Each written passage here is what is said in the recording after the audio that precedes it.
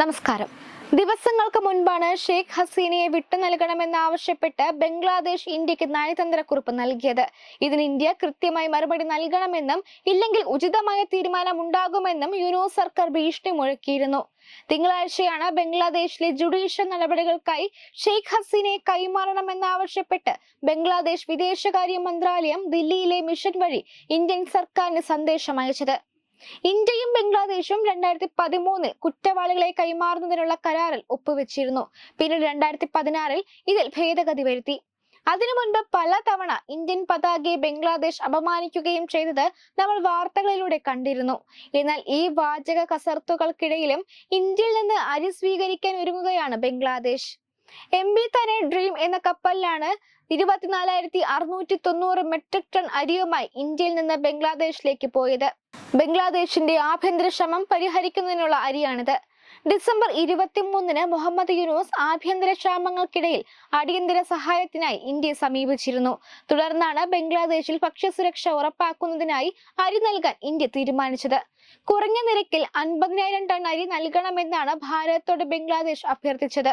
ടണ്ണിന് കുറഞ്ഞ നിരക്കായ $452.67 നൽകണമെന്നായിരുന്നു ബംഗ്ലാദേശിന്റെ അഭ്യർത്ഥന. നമുക്കറിയാം, നിരവധി ആക്രമണങ്ങളാണ് ഓരോ ദിവസവും ബംഗ്ലാദേശിലെ ഹിന്ദുക്കൾ നേരിടേണ്ടി വരുന്നത്.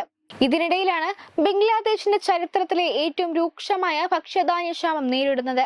ഈ സാഹചര്യത്തിലാണ് ഭാരതത്തിന് മുന്നിൽ അപേക്ഷയുമായി ബംഗ്ലാദേശ് എത്തിയത്. കഴിഞ്ഞ ദിവസം വെറും 7.42 ലക്ഷം ടൺ ഭക്ഷ്യധാന്യം മാത്രമാണ് ബംഗ്ലാദേശിൽ ഉണ്ടായിരുന്നത്. ഈ ഗുരുതര സാഹചര്യത്തിലാണ് ബംഗ്ലാദേശിനെ സഹായിക്കാൻ ഭാരതം തയ്യാറായിരിക്കുന്നത്. എന്തെല്ലാം അഭിപ്രായ വ്യത്യാസങ്ങൾ ഉണ്ടെങ്കിലും ശത്രു രാജ്യങ്ങൾക്ക് ഒരാവശ്യം വന്നാൽ ഭാരതം സഹായിക്കാനുണ്ട്. അഫ്ഗാനിസ്ഥാനിലെ താലിബാൻ ഭരണത്തിലും ഭാരതം സമാന രീതിയിൽ ഭക്ഷ്യധാന്യങ്ങൾ നൽകിയിരുന്നു.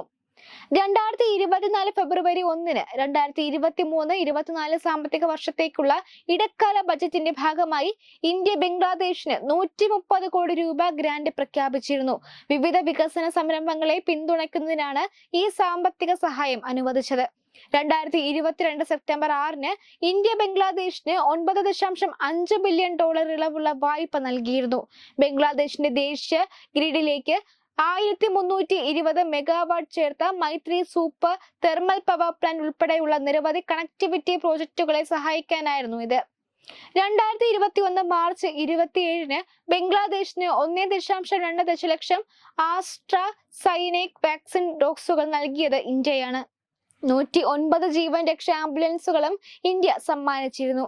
ഇത്രയേറെ സഹായങ്ങൾ കൈപ്പറ്റിയിട്ടാണ് ബംഗ്ലാദേശ് വീണ്ടും ഇന്ത്യക്കെതിരെ തിരിയുന്നത്. എന്നാൽ സഹായിക്കാൻ മാത്രമല്ല, തിരിഞ്ഞു കൊത്താൻ ശ്രമിച്ചാൽ സംഹരിക്കാനും ഇന്ത്യ മടിക്കില്ല എന്നാണ് സൂചനകൾ. Web desk Tatwamayi news. Powered by Jyothis, realising your dream home. Our ongoing luxury apartments projects are Crown near Karivattam, The Square near UST Global, White Manor near Aattugal Ambalathara, and Evergreens Luxury Villas near Tirumala. Call 90482 55599. Jyothis Building Promoters Private Limited, Thiruvananthapuram.